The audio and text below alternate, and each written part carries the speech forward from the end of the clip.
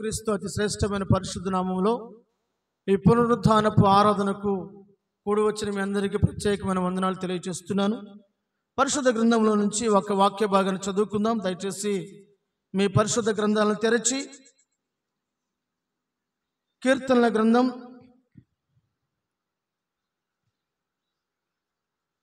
17వ కీర్తన 2వ చరణాన్ని చదువుకుందాం. నీ సన్నిధి నుండి నాకు తీర్పు వచ్చును గాక. నీ కనుదృష్టి న్యాయముగా చూచును. చాలు.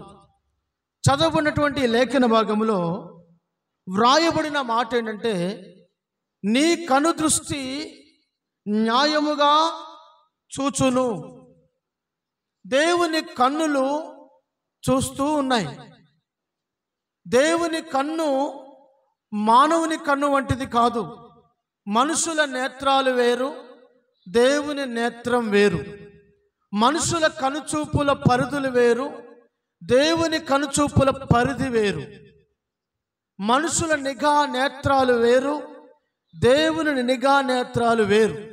కనుక దేవుని వాక్యంలో రాయబడిన మాట ప్రకారం దేవుని దృష్టిలో న్యాయము అనేది ఒకటి ఉంది. దేవుడు న్యాయమును చూస్తూ ఉన్నాడట. న్యాయముగా చూస్తున్నాడు, న్యాయమును చూస్తున్నాడు. రెండు మాటలు. న్యాయముగా చూస్తున్నాడు, న్యాయమును జరిగించేవాడు. కనుక మనుషులందరూ కూడా మనల్ని అన్యాయపు చూపు చూస్తారు. మనుషులు అన్యాయమైన మాటలు మాట్లాడతారు. మనుషులు మనకు అన్యాయం జరిగిస్తారు. మనుషులు మన పక్షముగా మాట్లాడరు. కానీ దేవుడు అంటున్నాడు, వ్రాయబడిన మాట ఏంటంటే, ఆయన కనుదృష్టి న్యాయముగా చూచును. దేవా, నీ కనుదృష్టి న్యాయముగా చూస్తుంది. ఆయన కనుచూపులు, ఆయన దృష్టి ప్రత్యేకమైనది.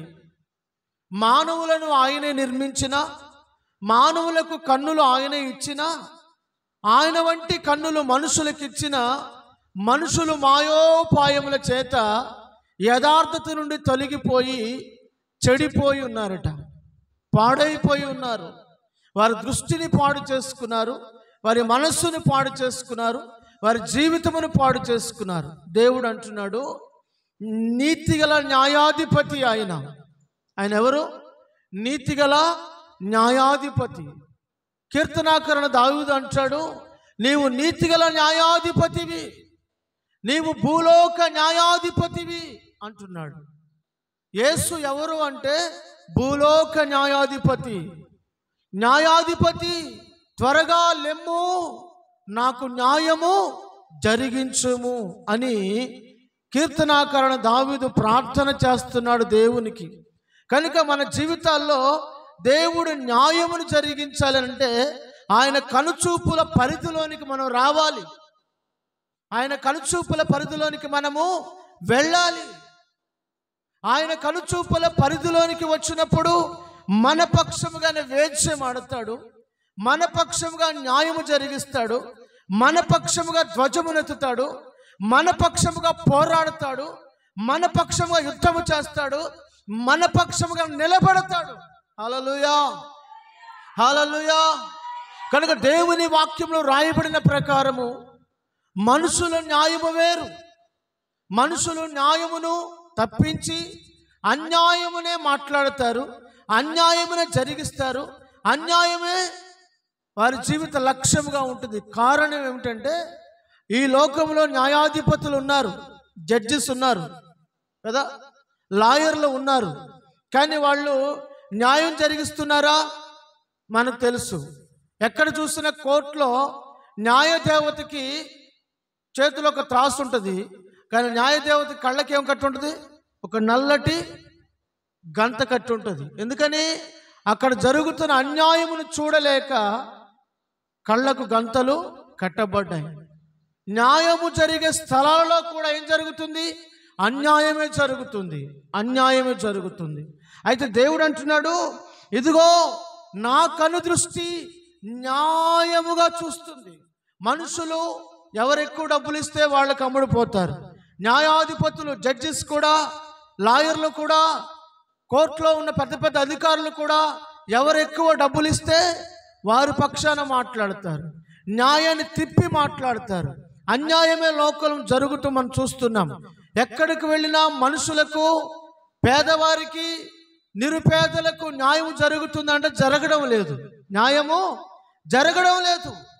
అయితే దేవుడు న్యాయం జరిగిస్తాడు. దేవుని న్యాయ విధులు వేరు, మనుషుని న్యాయ విధులు వేరు. దేవునికి స్తోత్రం, హల్లెలూయా. మనం దేవుని వాక్యంలో చూసినట్లయితే చూడండి, పగ తీర్చుట నా పని అని ప్రభు చెప్పారు. పగ తీర్చుట నా పని. మనము పగ తీర్చుకోవడానికి ప్రయత్నం చేసామనుకోండి, మన శత్రువుని లేదా మనల్ని బాధపరిచిన వారిని, మనకు అన్యాయం చేసిన వారు మనం ఒక దెబ్బ కొట్టాలని ప్రయత్నం చేసామనుకోండి, 100 మందికి తెలుస్తుంది, వాళ్ళు వచ్చి మనల్ని కొడతారు, అంతా గందరగోళం అయిపోతుంది. కానీ దేవుని చేతికి నువ్వు కనుక అప్పగించుకున్నట్లయితే, దేవుడు ఎవరిని ఎక్కడ కొట్టాలో, దేవుడు ఎవరిని ఎక్కడ నిలబెట్టాలో, దేవుడు ఎవరిని ఎక్కడ పడగొట్టాలో, ఎవరిని ఎక్కడ కూర్చోబెట్టాలో, ఎవరిని ఎక్కడికి నడిపించాలో ఆయనకు సమస్తము తెలుసు. ఆయనకు తెలుసు. ఆయన న్యాయాధిపతి. హల్లెలూయా. ఆయన కన్ను న్యాయముగా చూస్తుంది. ఆయన కన్నులు న్యాయముగా చూస్తున్నాయి. చూడండి, పరిశుద్ధ గ్రంథంలో నుంచి 11వ కీర్తన 4వ వాక్య భాగం చదువుకుందాం. 11వ కీర్తన 4వ వచనం. కాబట్టి కీర్తనల గ్రంథం 11వ అధ్యాయం 4వ వచనం. యెహోవా తన పరిశుద్ధ ఆలయములో ఉన్నాడు. యెహోవా సింహాసనము ఆకాశమందున్నది. ఆయన నరులను కన్నులారా చూచుచున్నాడు. తన కనుదృష్టి చేత ఆయన వారిని పరిశీలించుచున్నాడు. యెహోవా నీతిమంతులను పరిశీలించును, ఆయనకు అసహ్యులు. చాలు. చదవబడిన లేఖన భాగంలో రాయబడిన మాట ఏంటంటే, యెహోవా తన పరిశుద్ధ ఆలయములో ఉన్నాడు. ఆకాశమైన సింహాసనం, ఆయన నరులను కన్నులారా చూస్తున్నాడట. ఎట్లా చూస్తున్నాడు? ఆయన మనుషులను కన్నులారా చూస్తున్నాడు. అంటే ప్రతి వ్యక్తిని ఆయన కన్నులారా చూస్తున్నాడు. మనమేమో అనుకుంటూ తెలుసునా, నన్ను ఎవరు చూడడం లేదులే, నేను చేసేది ఎవ్వరికి తెలియదులే, నేను మాట్లాడేది ఎవరికి తెలియదులే, నేను ప్రవర్తించేది ఎవరికి తెలియదులే, 4 గోడల మధ్యలో జరిగిపోతుంది కదా, చీకట్లో జరిగిపోతుంది కదా, ఈ మధ్యరాత్రులు ఎవరు చూస్తారులే, ఒంటరిగా ఉన్నాను ఎవరు గమనిస్తారులే, నేను సెల్ ఫోన్లో ఏం చూస్తున్నాను ఎవరికి తెలుసులే అనుకుంటున్నావేమో. ఒకవేళ నా దేవుని దృష్టి కన్నులారా నిన్ను చూస్తున్నాడట. ఆయన కన్నుల ఎదుట మరుగైనది ఏది లేదు. ఆయన కన్ను అంతటా చూస్తూ ఉంది. అక్కడక్కడ బ్యాంకుల్లో, సూపర్ మార్కెట్లో మనం వెళ్ళినప్పుడు అక్కడక్కడ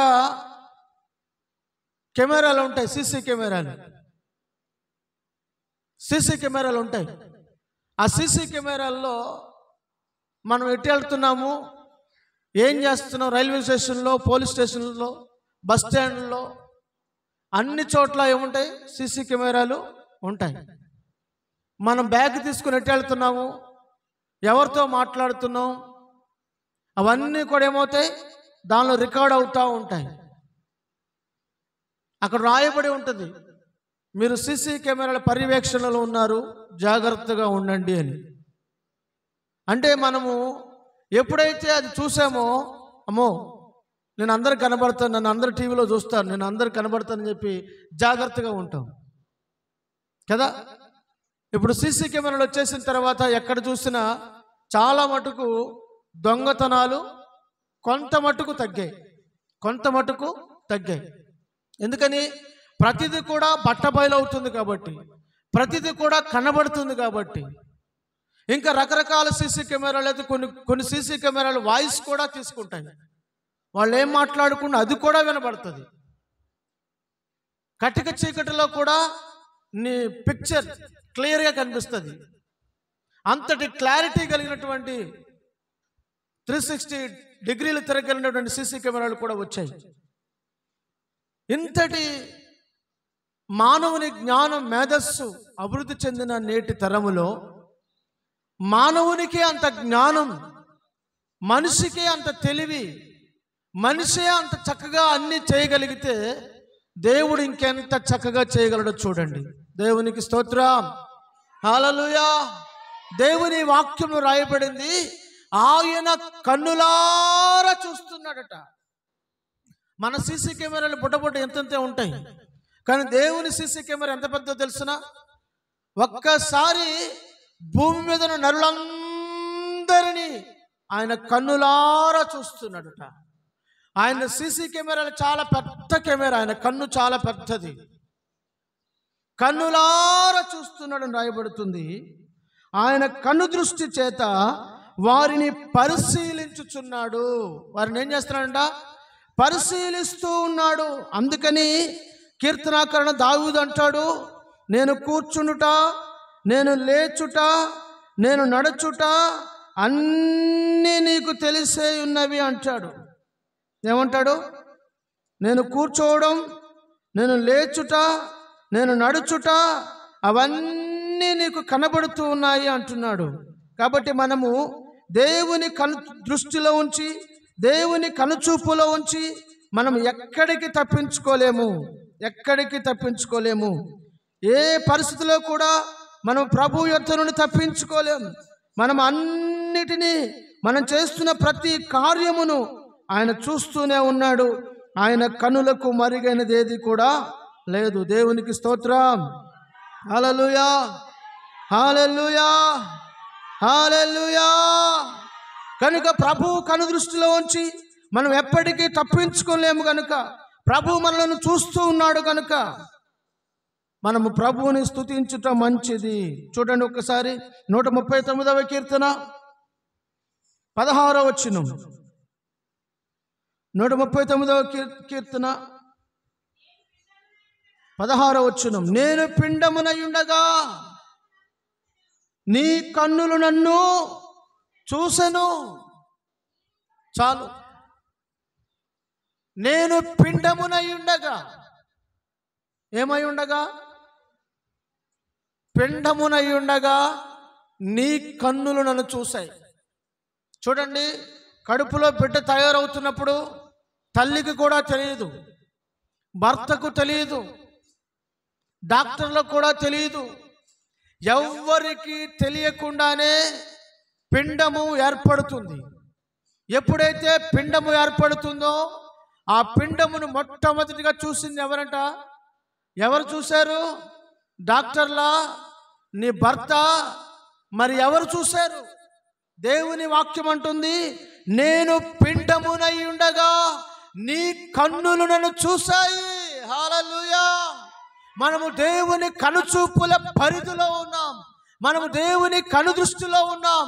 దేవుని నిఘా నేత్రములు మన మీద దృష్టి పెట్టి ఉన్నాయి. పిండమునై ఉండగా నీ కన్నులు నన్ను చూచెను. నియమింపబడిన దినములు ఒకటైనను కాకమునిపే నా దినములన్నీ నీ గ్రంథములో లిఖితములాయను. దేవునికి స్తోత్రం. 139వ కీర్తన 1వ వచనం నుంచి చూడండి. యెహోవా, నీవు నన్ను పరిశోధించి తెలుసుకుని ఉన్నావు. నేను కూర్చునుట, నేను లేచుట నీకు తెలుసు.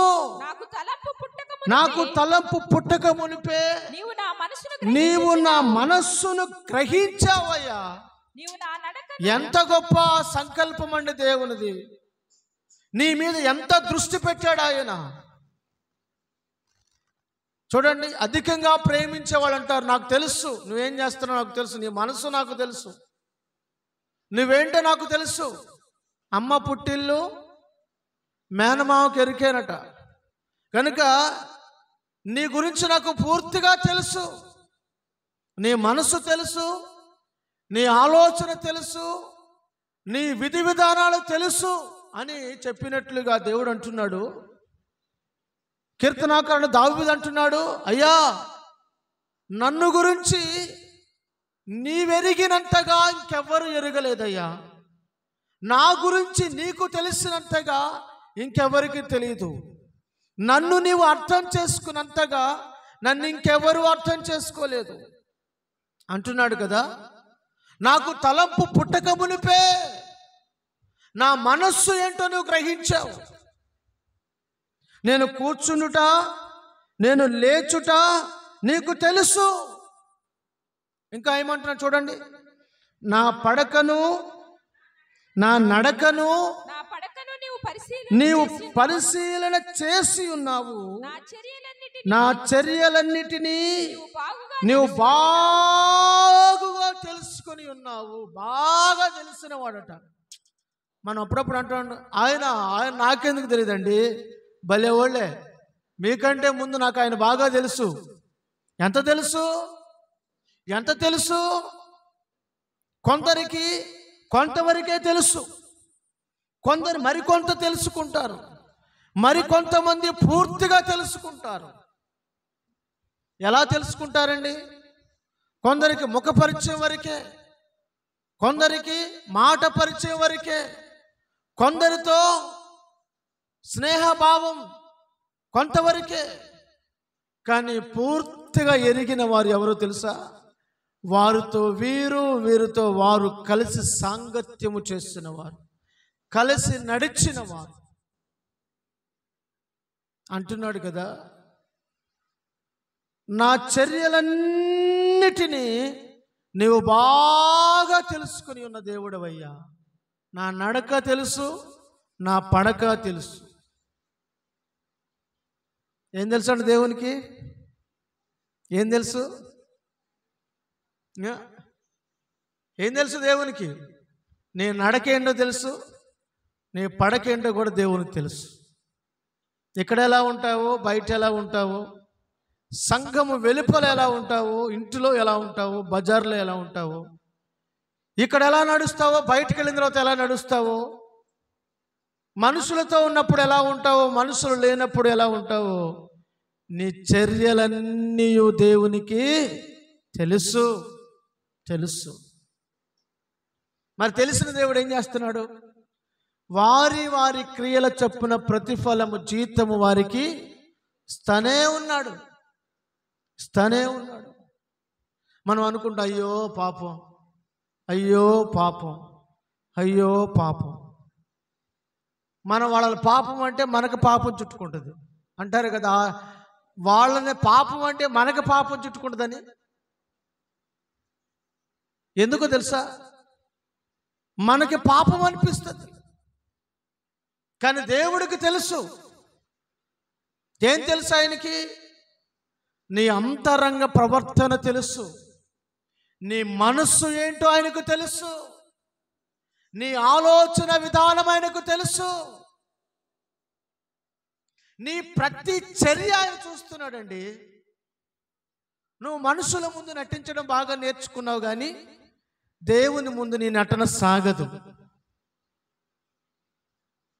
నువ్వు నటించి మనుషుల మెప్పు కోరొచ్చు, కానీ దేవుని మెప్పు ఎప్పటికీ కోరలేవు. కనుక దేవుని వాక్యం అంటుంది, నీకు సమస్తమును కలుగ చేసిన వాడు, నిన్ను తృప్తిపరచువాడు, నిన్ను దీవించి హెచ్చించి ఘనపరిచి నీ స్థితిగతులను మార్చువాడికి నీవు నమ్మకమైన ప్రవర్తన కలిగి ఉండాలి. దేవునికి స్తోత్రం, హల్లెలూయా. నువ్వు యేసయ్యను ప్రేమిస్తే యేసయ్య నిన్ను ప్రేమిస్తాడు. యేసయ్య నిన్ను ప్రేమిస్తే నీ స్థితిగతులు ఏమవుతాయి? మార్చబడతాయి.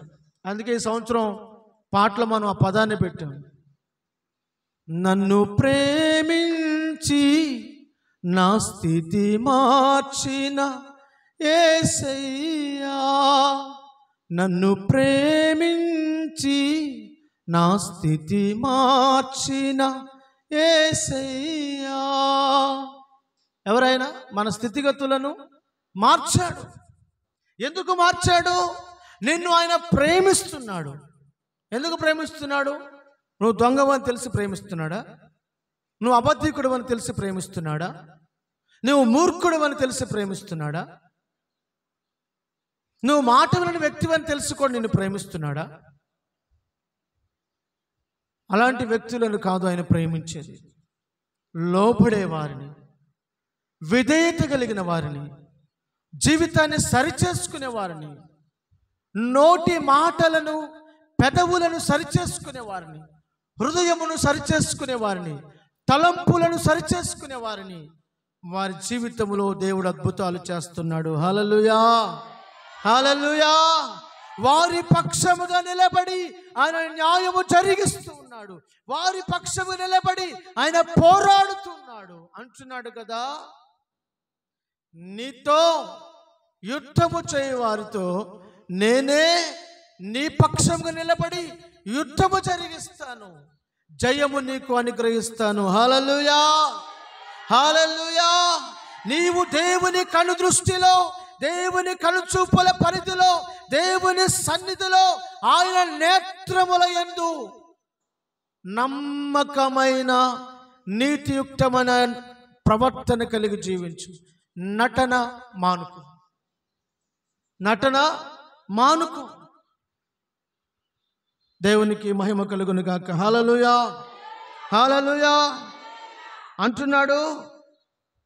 చదవన్న మాటను, యెహోవా మాట నా నాలుకకు రాకమునిపే అది నీకు పూర్తిగా తెలిసి ఉన్నది. పూర్తిగా. ఇంకా నేను మాట్లాడలేదు, ఇంకా నేను ఏం చెప్పాలో నాకు తెలియలేదు, నేను ఏం చెప్పబోతున్నా నెక్స్ట్ అది కూడా దేవునికి తెలుసు అంట. మనమేమనుకుంటామంటే ఏంటండి, వాళ్ళు ఎలా మాట్లాడుతున్నారో చూసారా? వాళ్ళు ఎట్లా మాట్లాడుతున్నారు విన్నారా? వాళ్ళు మాట్లాడే మీకు అర్థం కాదులేండి అంటుంటాం మనం. దేవుడు అంటున్నాడు, నాకు తెలుసు, మాట నీ నాలుకకు రాకమునిపే నువ్వేం మాట్లాడబోతున్నావో అది నాకు తెలుసు అంటున్నాడు. ఇంతకంటే మనల గురించి పూర్తిగా తెలిసిన వారు ఎవరున్నారండి కదా? 25 సంవత్సరాలు కాపురం చేసిన భర్తే భార్యను గురించి ఏమని సాక్ష్యం ఇస్తాడు తెలుసా? 25 ఏళ్ళ నుంచి కాపురం చేస్తున్న ఈ మనసు ఏంటో నాకు ఇంకా అర్థం కాలేదు అంటాడు. అర్థమవుతుందా? భార్య కూడా అంతే అంటది. 25 ఏళ్ళ నుంచి ఇంత కాపురం చేస్తున్నాను కానండి ఈ మనసు ఏంటో నాకు అర్థం కాలేదని అంటాడు ఆయన. అర్థమవుతుందా?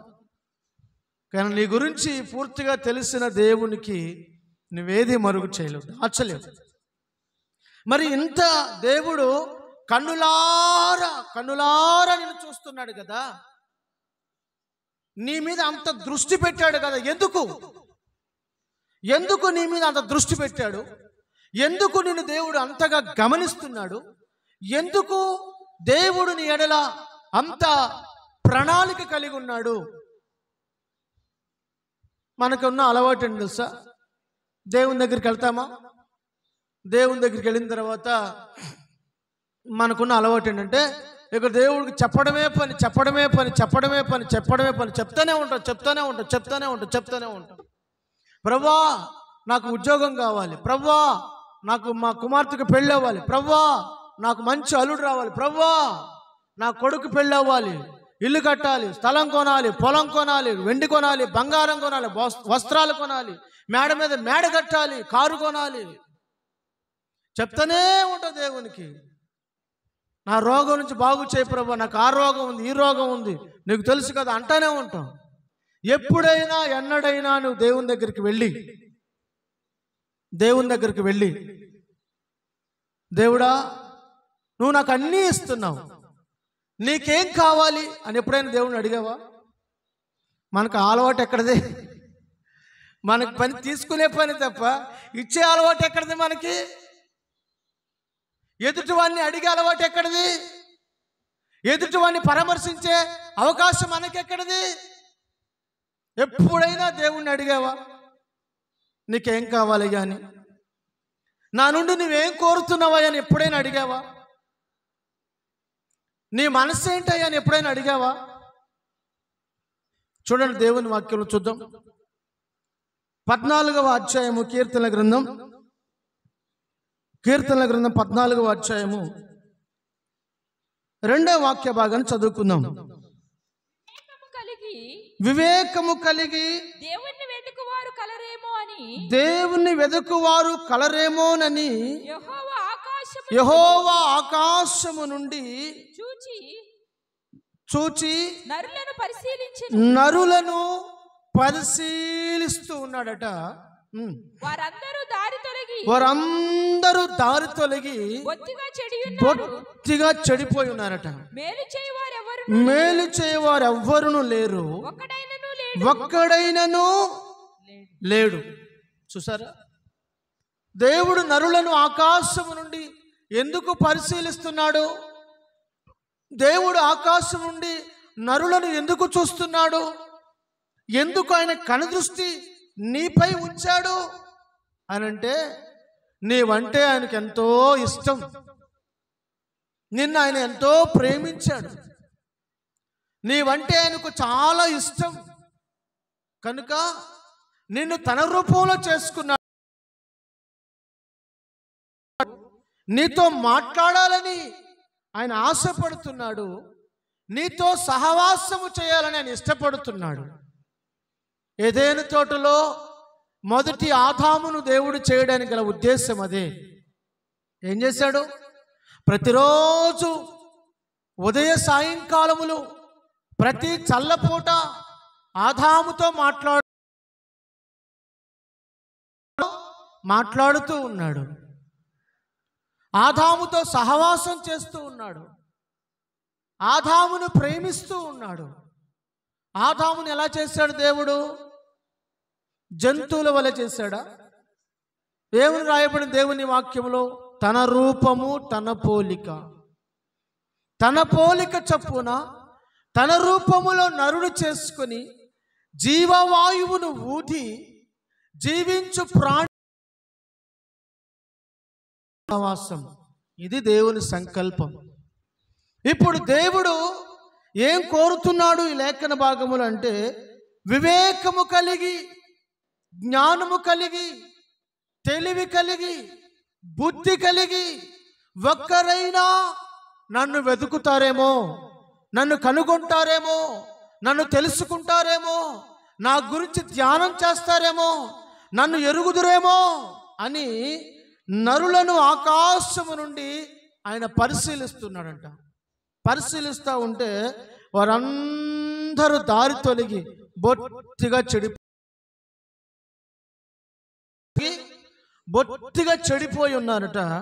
మేలు చేయవాడు లేడు, ఒక్కడైనను లేడు. మేలు చేయవాడు ఒక్కడను లేడు. చాలామంది జీవితాల్లో ఆకాశం నుండి దేవుడు మేలులు చేస్తూ ఉంటే వారు ఏం చేస్తారో తెలుసునా? భూమి వైపే చూస్తుంటారు. భూమిలోనే ఎప్పుడు మీద ఏంటది? దాని జీవితంలో ఎప్పుడు తలపైకెత్తదు. ఒక్కసారి తలపైకెత్తదు. ఎప్పుడు తెలుసునా? దాన్ని 2 కాళ్ళలో సందులో ఒక కర్ర దూర్చి దాన్ని తిప్పి, పైన ఆకాశం కూడా ఉందా, సూర్యుడు ఉన్నాడా, నక్షత్రం ఇంతవరకు నాకు తెలియలేకపోయినా అంటుంది. అది ఏంటది? పంది. చాలా మంది దేవుడిచ్చేవన్నీ తింటుంటారు, దేవుడిచ్చేవన్నీ వాడుకుంటుంటారు, దేవుడిచ్చేవన్నీ తీసుకుంటుంటారు. కానీ ఒక్కసారి కూడా దేవుని వైపు తిరిగి కృతజ్ఞతలు చెప్పరు. కొంతమంది పిల్లలు కూడా అంతే. తల్లి అంత ఇచ్చినా ఏమిచ్చావు అని మాట్లాడతారు, ఏం చేసావు అని మాట్లాడతారు, ఏం చూసావు అని మాట్లాడతారు. అర్థమవుతుందా? కృతజ్ఞత లేని జీవితాలు అవి జీవితాలు ఎక్కడికి వెళ్ళిపోతాయి? అంధకారం, గాఢాంధకారంలోకి వెళ్ళిపోతాం. దేవుడిని జీవితంలో చేస్తున్న ప్రతిదానికి వెలకట్టలేనివి, విలువైనవి దేవుడు నీకు ఇస్తున్నాడు. వాటి విషయంలో దేవునికి కృతజ్ఞతలు చెల్లించాలి. ఉద్యోగమైన, వ్యాపారమైన, ఆరోగ్యమైన, కడుపున తినగలుగుతున్నా, మంచి ఇల్లు నువ్వు కలిగి ఉన్నా, మంచి వస్త్రాలను ధరించుకుంటున్నా, ప్రతి పూట నువ్వు సంతోషంగా ఉంటున్నా, చిన్నపాటి చేతి పైన దేవుడు నీకు ఇచ్చిన, అది దేవుడు నిన్ను కృతజ్ఞత చెల్లించాలి. కానీ నా బలము, నా శక్తి, నేను సంపాదించాను, నా నా నా అన్నావు అనుకో, తీసి పక్కగా పెడతాడు దేవుడు, తీసి తొంగలో తొక్కుతాడు దేవుడు. జాగ్రత్త. గర్వించిన వారిని ఎందరినో దేవుడు గద్దె దించి గడ్డి మేపించిన వాడు దేవుడు. గర్వం మనిషి జీవితంలో ఏమాత్రము మంచిది కాదు. చూడండి, దేవుడు అంటున్నాడు, వివేకము కలిగి నన్ను కనుగొంటారేమోనని నేను వెతుకుచున్నాను. దేవుని ఆశ ఏంటి తెలుసున? దేవుని కోరిక ఏంటి?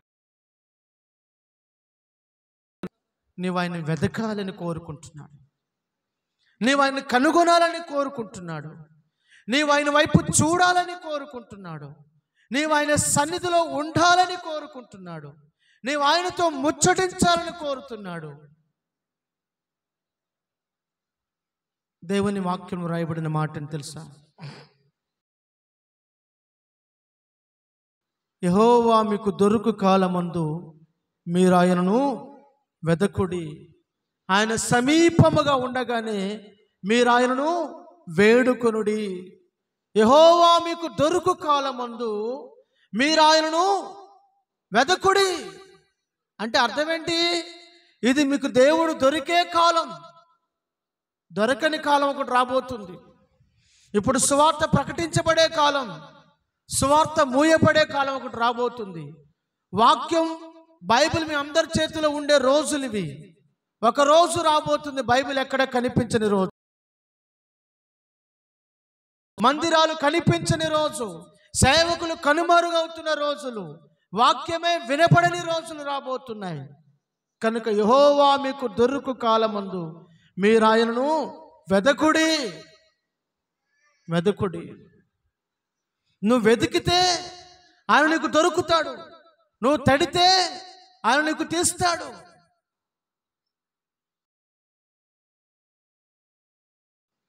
ఇది సమీపమున ఉండే కాలం. ఈ కాలం ఏ కాలం? ఆయన మీకు సమీపముగా ఉండే కాలం. ఇది సమీపముగా ఉండే కాలం. కనుక ప్రభు సన్నిధిలో సమీపముగా ఉండే ఈ కాలమును సద్వినియోగం చేసుకోవాల్సిన అవసరత ఉంది. దేవునికి స్తోత్రం. హల్లెలూయా. 53వ కీర్తన 2వ వాక్య భాగాన్ని చదువుదాం.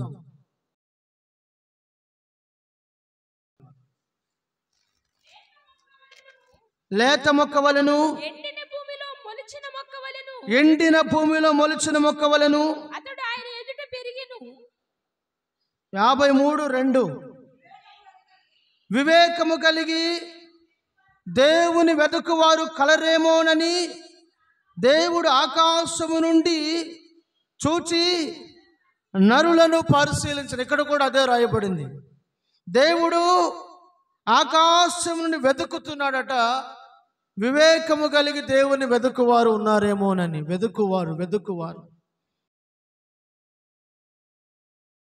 సన్నిధిని వెతకాలి, వాక్యాన్ని వెతకాలి, పరిశుద్ధతను వెతకాలి, పరిశుద్ధుల సహవాసాన్ని వెతకాలి, ఒక మంచి ఆత్మీయులను వెతకాలి, ఆత్మ సంబంధమైన సేవకులను వెతకాలి, ఆత్మీయులతో కలిసి ప్రార్థన చేయాలి. మరి ఏం వెతుకుతున్నావు? నాకు అనుకూలంగా ఉందా లేదా, నాకు కంఫర్ట్గా ఉందా లేదా, నాకు చక్కగా ఉందా లేదా, నాకు ఏం తెలుసా?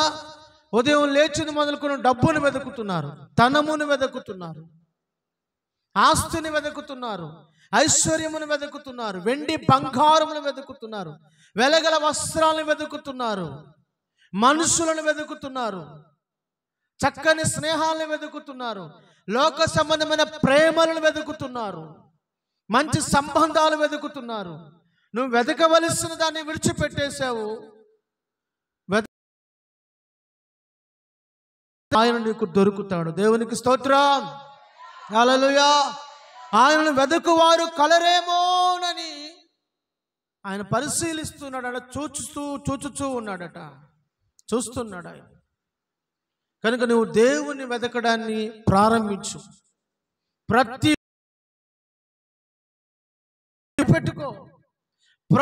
ఉదయమున ఆయన కృప కోసం నువ్వు శరణుజొచ్చి ప్రభు సన్నిధిలో కృప కోసం వేడుకో.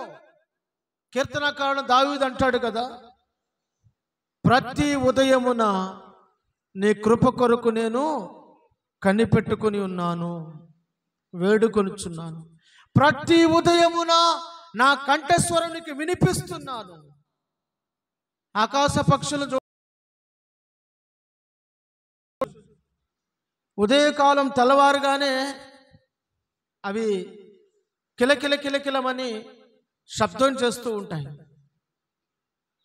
మరలా సాయంకాలం సంధ్యవేళ కాగానే అవి వాటి గూటులోనికి వెళ్ళిపోయి, చెట్ల మీదకి వెళ్ళిపోయి గూటులో కూర్చొని మళ్ళీ సంధ్యారావం చేస్తూ ఉంటాయి, కిలకిలమని శబ్దం చేస్తూ ఉంటాయి.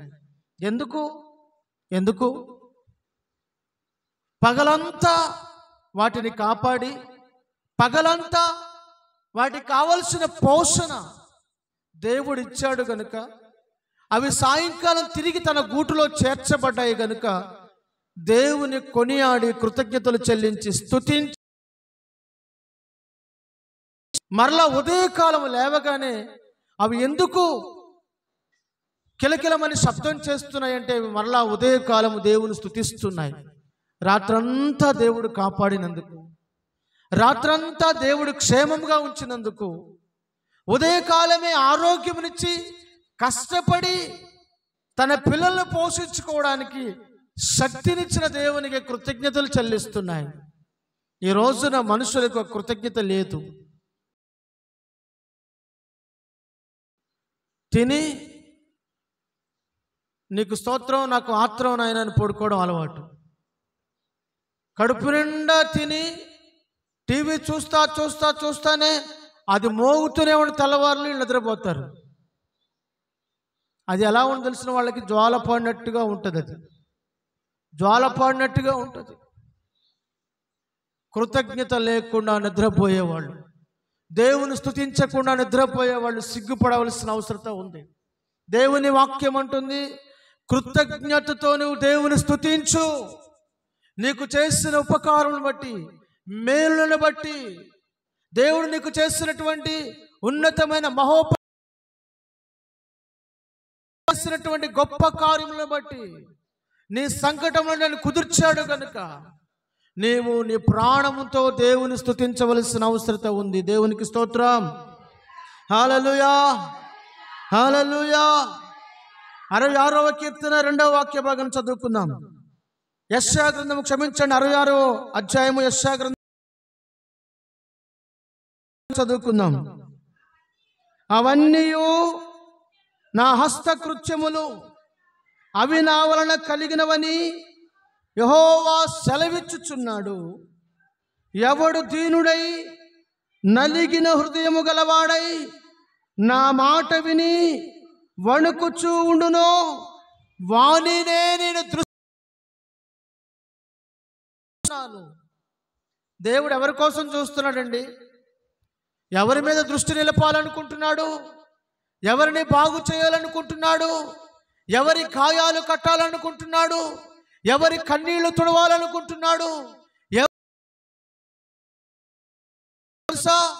అంటున్నాడు, ఇదిగో అవన్నీ మీరు చూస్తున్నవన్నీ నా వలన కలిగినవి,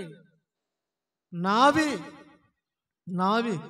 అయితే ఎవడు దీనుడై నలిగిన హృదయము గలవాడై నా మాట విని వణుకుచూ ఉండునో వానినే నేను దృష్టించుచున్నాను.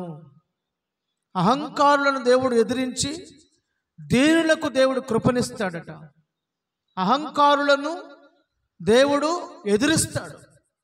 గర్విష్ఠులను గద్దించి దీనులపైన కృప చూపుతాడు.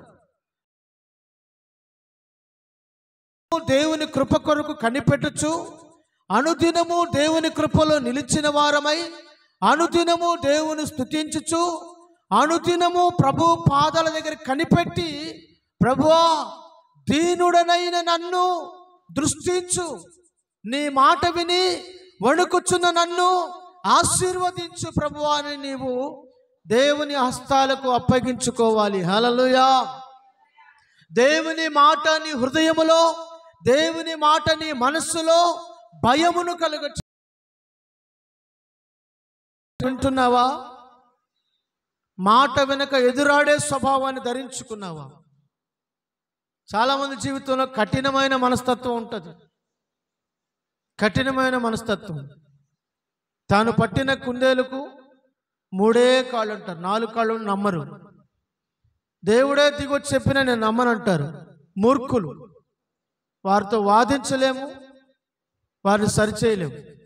వారి మూర్ఖత్వం వారిని దెబ్బతీసే వరకు వారిని మనం సరిచేయలేము. కనుక మూర్ఖులతో వాదించట కంటే మనం విన్నదాన్ని బట్టి విధేయత కలిగి జీవిస్తే అది మనకు క్షేమం. 59వ అధ్యాయం యెషయా గ్రంథము 15వ వచనం. 59:15.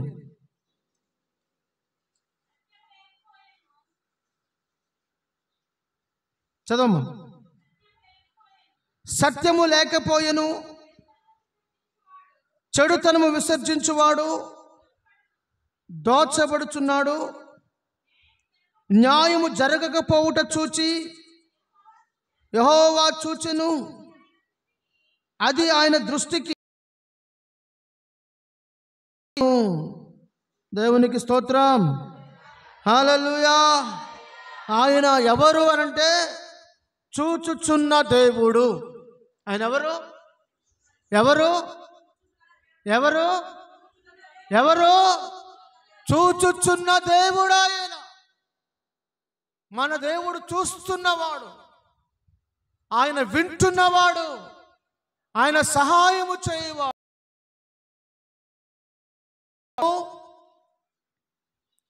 నీతి అను దక్షిణ హస్తముతో నేను నీకు సహాయము చేసేదను అని వాగ్దానం చేశాడు ఆయన. చూడుము, నా అరచేతుల మీద నేను నిన్ను చెక్కుకొని ఉన్నానని వాగ్దానం చేసిన వాడు. ముదిమి వచ్చే వరకు నిన్ను ఎత్తుకొనుచు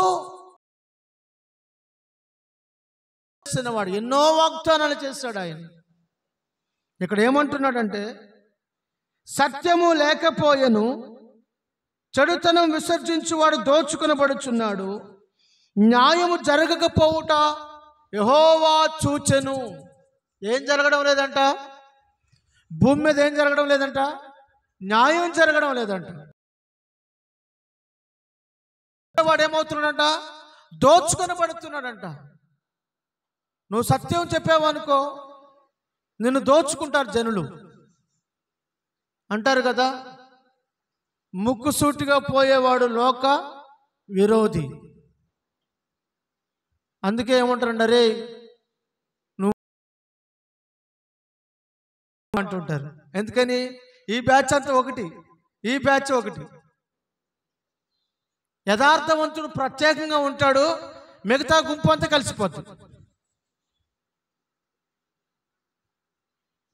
కనుక ఇంట్లో కూడా అక్కడక్కడ కొంతమంది ప్రతిదీ కూడా న్యాయంగా చెప్పేవాళ్ళు ఉంటారు, కొంతమంది అబద్ధం చెప్పేవాళ్ళు ఉంటారు కదా.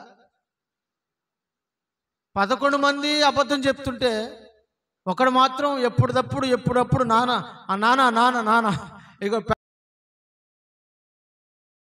ఇలా చేశాడు నాన్న అని అన్నీ తీసుకొచ్చి ఈ చివరి వాడు తండ్రికి రిపోర్ట్ చెప్తా ఉన్నాడు. బైబిల్లో రాయబడింది, అన్నల చెడు కార్యములను తండ్రికి తెలియచేసేవాడట యోసేపు. దేవునికి స్తోత్రం. హల్లెలూయా. అంటే అర్థం ఏంటి? యోసేపు భక్తిహీనతను, దుర్నీతిని అసహించుకుంటున్నాడు, యథార్థతను, పరిశుద్ధతను ప్రేమించేవాడు. చిన్న వయసు నుండి చిన్న వయసు నుండి ఆ జీల్ రక్తంలోనే రావాలి. దేవునికి స్తోత్రం. హల్లెలూయా.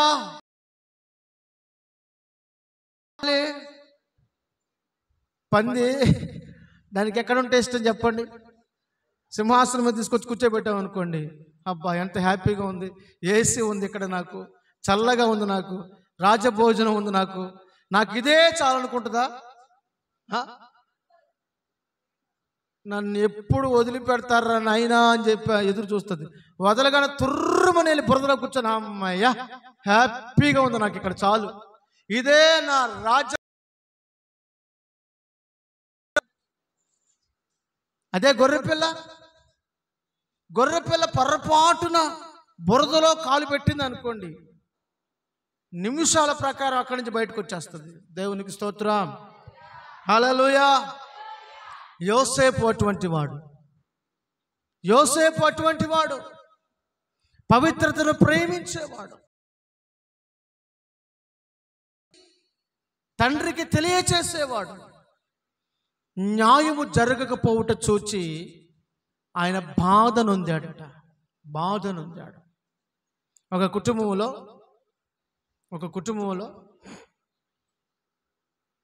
ఇద్దరు భార్యాభర్తలు ఉన్నారు.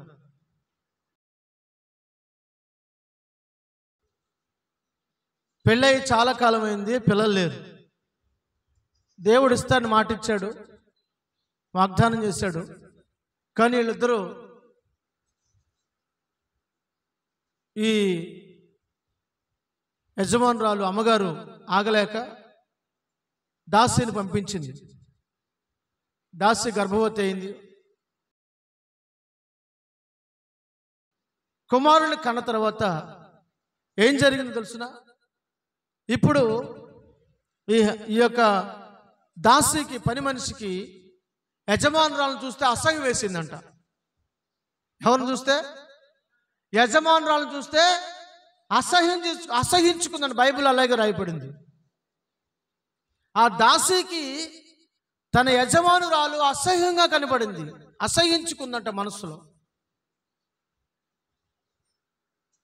కొందరిని అక్కడ ఉండాల్సిన వాళ్ళని ఇక్కడ తీసుకొచ్చి పెట్టే వాళ్ళు వాళ్ళ కొమ్మును కొంచెం అలా హెచ్చించేవాడు చాలు, వాళ్ళంతటి వాళ్ళే హెచ్చించుకొని పక్కన వాళ్ళని చిన్నచూపు చూస్తూ ఉంటారు. ఎవరి వల్ల హెచ్చించబడ్డామో, ఎవరి వల్ల దీవించబడ్డామో, ఎవరి వల్ల మనం స్థితిలో ఉన్నామో, ఎవరిని బట్టి మనకి స్థితి కలిగి ఉందో వాళ్ళని ఎప్పటికీ మనం మర్చిపోవాలి, కూడా తెచ్చుకోకూడదు. అంతేనా? మర్చిపోకూడదు. దేవునికి స్తోత్రం. హల్లెలూయా. ఒక మాట చెప్పాలి నీకు ఈ సమయంలో, నేను ఆశపడుతున్నా. నా వలే ఎంతోమంది సేవకులు మినిస్ట్రీలో సేవ చేసి బయటకు వచ్చారు. నేను హోసన్నా మినిస్ట్రీలో సేవ చేసి బాప్తిజం తీసుకొని అక్కడే సేవ చేసి అక్కడి నుండి బయటకు వచ్చాను. బయటకు వచ్చిన తర్వాత మందిరానికి ఏ పేరు పెట్టాలి అని ఆలోచన చేసినప్పుడు మాకు ఆ పరిచర్య తప్ప మరి వేరే పరిచర్య తెలియదు. ఆ సంఘము తప్ప వేరే సంఘం మాకు తెలియదు. ఆ పునాది తప్ప వేరే పునాది మాకు లేదు. అందుకని ఆలోచన చేసిందని తెలిసిన, ఒక తండ్రి నుండి వేరైనా ఆ తండ్రి ఇంటి పేరు మారదు కదా. అలాగే మేము ఏమనుకున్నామంటే, ఇదిగో కృతజ్ఞత కలిగి మనం సేవ చేయాలి. మనకు అది తప్ప, ఆ పునాది తప్ప వేయబడిన మరి వేరే పునాది లేదు. కనుక మేము బయటకు వచ్చిన తర్వాత కూడా అదే మినిస్ట్రీ పేరు హోసన్నా విశ్వాస ప్రార్థనా మందిరం.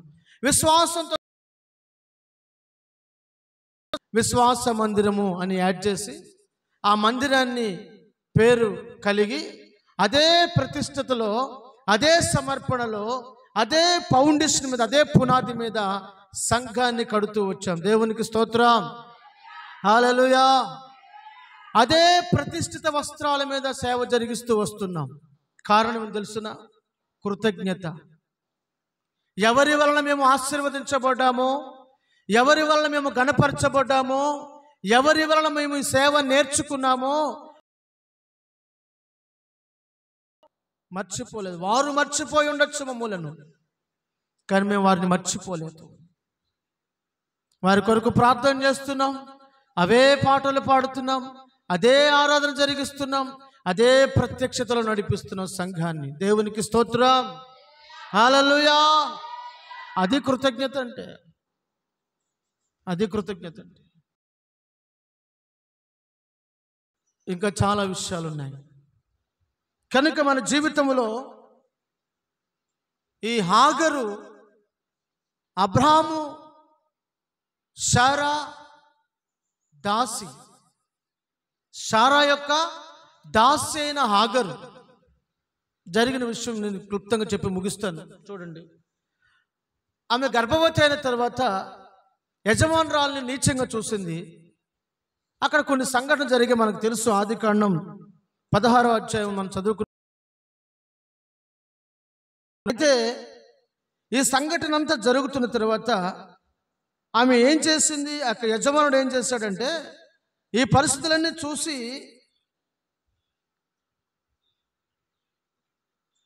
ఆమెను ఆమె కుమారుడును ఇద్దరిని పంపేశాడు. బయటికి వెళ్ళిపోమని పంపించేశాడు. బయటికి వెళ్ళిపోమని పంపించేశాడు. ఇప్పుడు ఈ హాగరు తన కుమారుడైన ఇస్మాయిలు తీసుకొని అరణ్యంలో పడి వెళుతా ఉంది. చాలా దూరం వెళ్ళిపోయిన తర్వాత చాలా బాధపడుతూ, వేదన పడుతూ, కృంగిపోయి కన్నీరు విడుస్తూ ఆ యొక్క శారాయి దాసి అయినటువంటి హాగరు వెళుతూ ఉంది. ఆ లేఖన భాగాలు మనం చూస్తున్నట్లయితే 13వ వచనం, 16వ అధ్యాయం 13వ వచనం.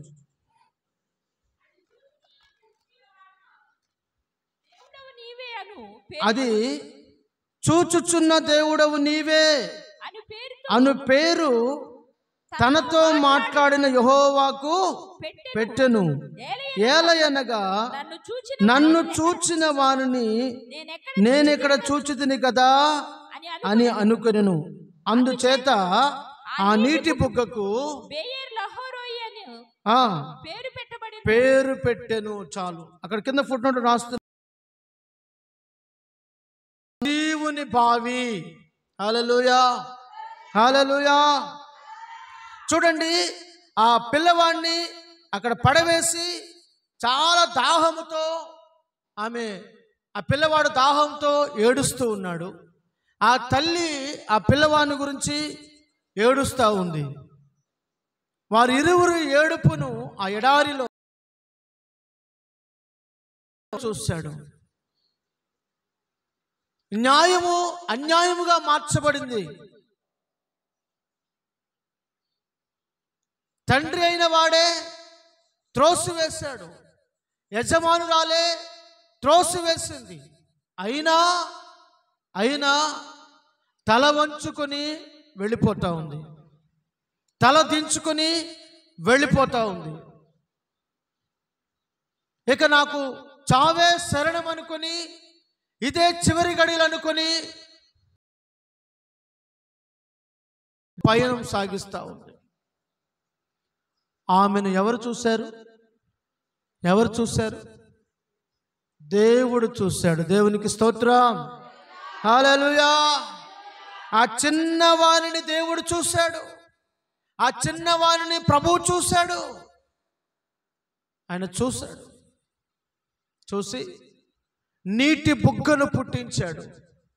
నీటి బుగ్గను వారి కొరకు ఎడారిలో పుట్టించాడు. ఎక్కడ నీళ్లు దొరకని స్థలంలో,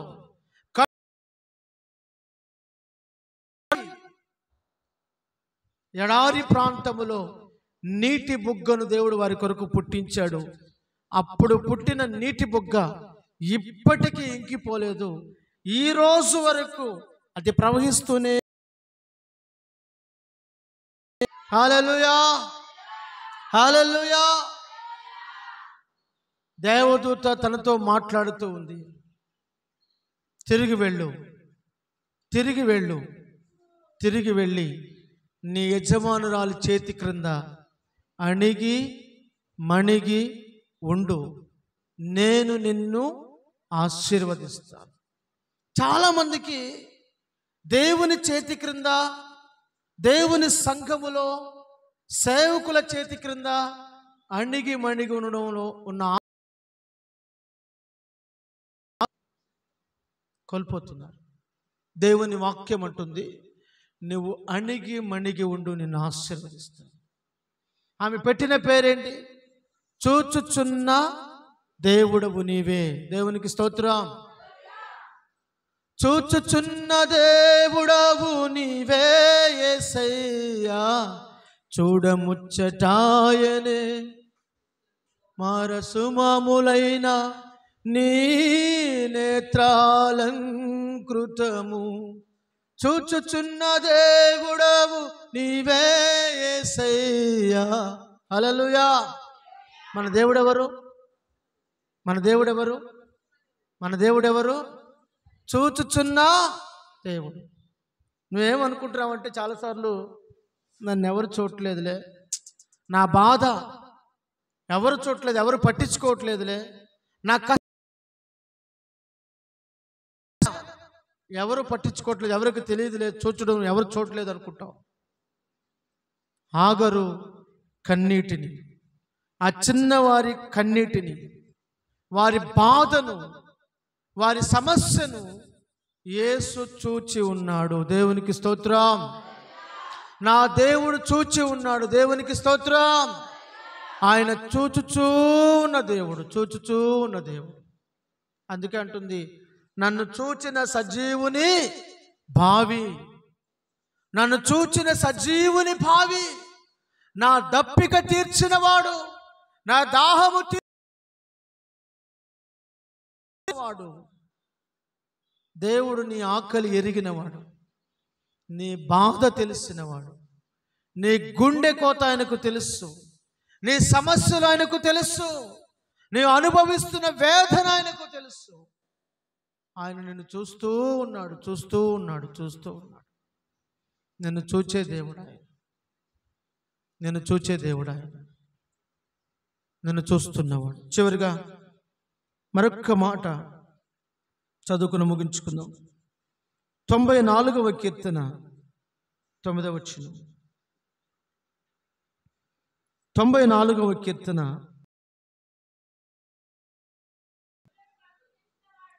చెవులను కలుగ చేసిన వాడు వినకుండునా, కంటిని నిర్మించిన వాడు కానకుండునా, అన్యజనులను శిక్షించువాడు, మనుషులకు తెలివి నేర్పువాడు దండింపక మానునా. ఎవరట ఆయన?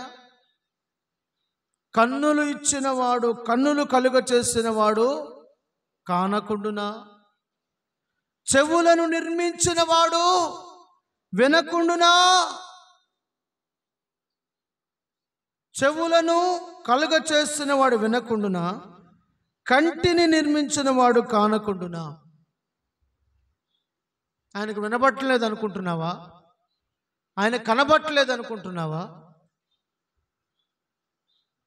దేవుడికి కన్నులు లేవు అనుకుంటారు చాలామంది. బుద్ధిహీనులు అనుకుంటారంట. దేవుడు లేడని బుద్ధిహీనులు తమ హృదయంలో అనుకుంటారంట, తమ మనస్సులో అనుకుంటారంట. ఎవరు లేరని?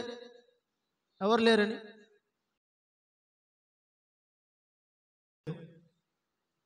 వాళ్ళెవరు? బుద్ధిహీనులు, జ్ఞానము లేని వారు, తెలివి లేని వారు, మూర్ఖులు. మూర్ఖులు దేవుడు లేడు, దెయ్యము లేదు అనుకుంటుంటారు. నేను అంటాను, వెలుగున్నది వాస్తవమైతే వాస్తవమే కదా. సత్యమున్నది వాస్తవమైనప్పుడు అబద్ధమున్నది కూడా వాస్తవమే కదా. దేవునికి స్తోత్రం. పగలు చీకటి, మంచి చెడు, సత్యము అబద్ధము, నీతి దుర్నీతి ఎలా అయితే ఉన్నాయో దేవుడు దయ్యము రెండూ ఉన్నాయి. నరకము ఉంది, పరలోకము ఉంది. పాప ఉంది. రెండూ ఉన్నాయి. దేవుని వాక్యం అంటుంది, కన్నులను కలుగ చేసి నిర్మించిన వాడు కానకుండునా, చెవులను కలుగ చేసిన వాడు వినకుండునా అంటున్నాడు. అన్యులను అన్యజనులను శిక్షించువాడు, మనుషులకు తెలివి నేర్పించువాడు దండింపక మానునా. ఎందుకు దండిస్తున్నాడు ఆయన? ఎందుకు ఆయన దండించాలి? ఎందుకు అనంటే నీకు బుద్ధి నేర్పాలి, నీకు జ్ఞానం నేర్పాలి, నీకు తెలివి నేర్పాలి. దేవుడు నిన్ను ఎందుకు శ్రమలకు అప్పగిస్తున్నాడు? దేవుడు నిన్ను ఎందుకు గద్దిస్తున్నాడు? దేవుడు నిన్ను ఎందుకు శిక్షకు అప్పగిస్తున్నాడో తెలుసా? నీకు తెలివి నేర్పాలని, నీకు పాఠం నేర్పాలని, నీకు బుద్ధి నేర్పాలని, నీకు జ్ఞానం నేర్పించాలని.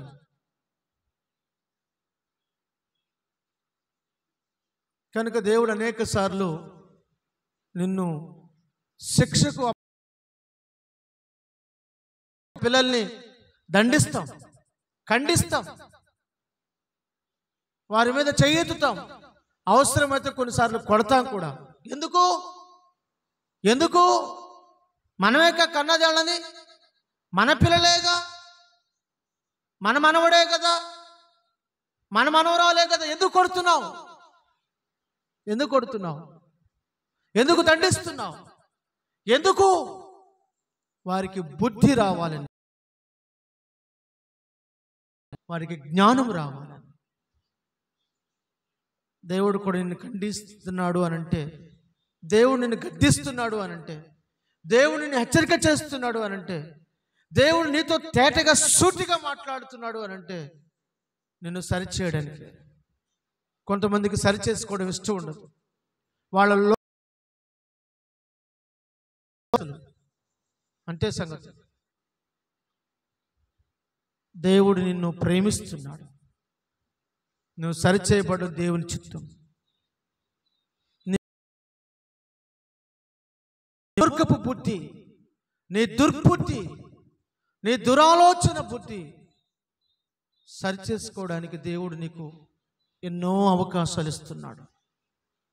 మరొక అవకాశాన్ని దేవుడు నీకు ఇస్తున్నాడు.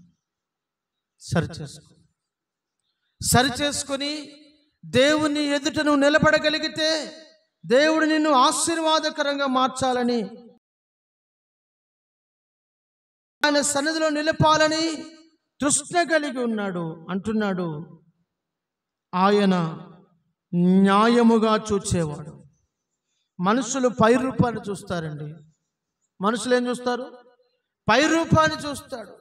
దేవుడు హృదయాన్ని పరిశీలిస్తాడు. మనుషులు పై రూపాన్ని చూసి అంచనా వేస్తారు.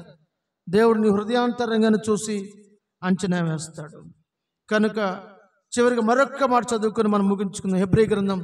హెబ్రీ పత్రిక, అపోస్తలుడైన పౌలు హెబ్రీ రాసిన పత్రిక 4వ అధ్యాయము 13వ వచనం చదువుకొని ముగించుకుందాం. 4:13.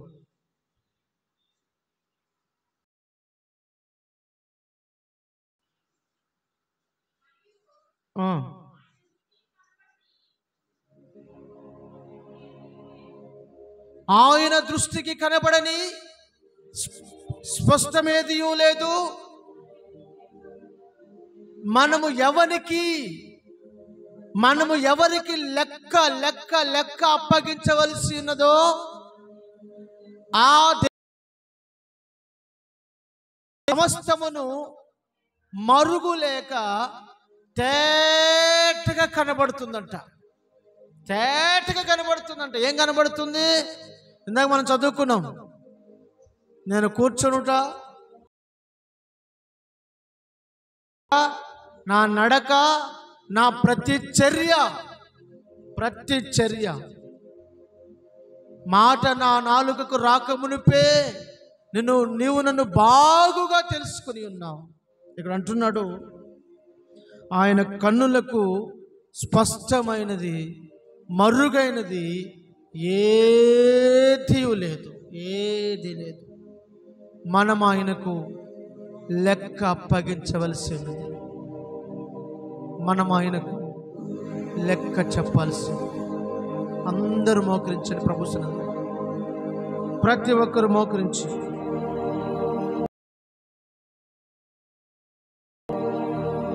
చూచుచున్న దేవుడవయ్యా, కన్నులను నిర్మించిన వాడవు, చెవులను కలుగజేసిన వాడవు. నువ్వు వినకుండా ఉంటావా? నీవు కానకుండా ఉంటావా? నీ కన్నులకు మరుగు చాలా స్పష్టంగా కనబడుతుంది. నీవు ఆకాశము నుండి నరులను కన్నులారా చూస్తున్నావు.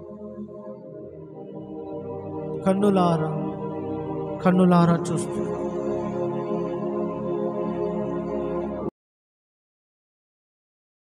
న్యాయమైనదయ్యా, న్యాయమైనది. మనుషులు నాకు అన్యాయం చేయొచ్చు, మనుషులు నన్ను గురించి అన్యాయపు తీర్పు చెప్పవచ్చు. నీవు కన్నులారా చూస్తున్న దేవుడు. నీవు రహస్యమందు చూచు తండ్రివి. నీవు ప్రతిఫలమిచ్చే తండ్రివి. నేను నీకు లెక్క అప్పగించవలసిన వాడనయ్యా, లెక్క అప్పగించవలసిన వాడు. నేను పిండమునై ఉండగా